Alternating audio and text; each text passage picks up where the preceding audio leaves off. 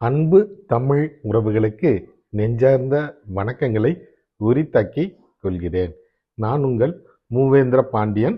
நாளொரு திருக்குறள் வரிசையில் இன்றைய தினம் பொருட்பாலில் 41வது அதிகாரமாக உள்ள கல்லாமை என்ற அதிகார தலைப்பின் கீழ் அமையப்பெற்ற 410வது திருக்குறளை காணப்போகின்றோம். கல்லாமை என்பதற்கு கல்வி கற்காமையின் இழிவுகள் என்ற பொருளில் இந்த அதிகாரத்தின் தலைப்பு அமையப்பெற்றுள்ளது. இப்பொழுது 410வது திருக்குறளை காண்போம். விலங்கொடு மக்கள் அனையர் இலங்குநூல் கற்றாரோடு ஏனையவர்.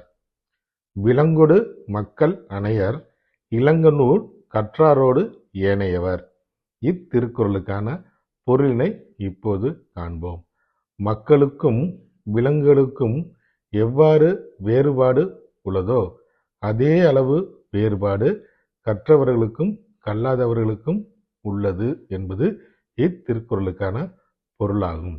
மீண்டும் பொருள்: மனிதர்களுக்கும் விலங்குகளுக்கும் எவ்வாறு வேறுபாடு உள்ளதோ அதே அளவு வேறுபாடு சிறந்த நூல்களை கற்றவர்களுக்கும் கல்லாதவர்களுக்கும் உள்ளது என்பது இத்திருக்குறளுக்கான பொருளாகும்.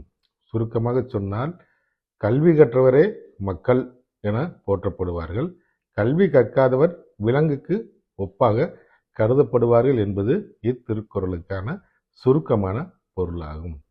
வள்ளுவரின் வழியினை பின்பற்றி வாழ்வில் வெற்றி காண்போம். வாழ்க தமிழ், வளர்க தமிழ்நாடே. வணக்கம்.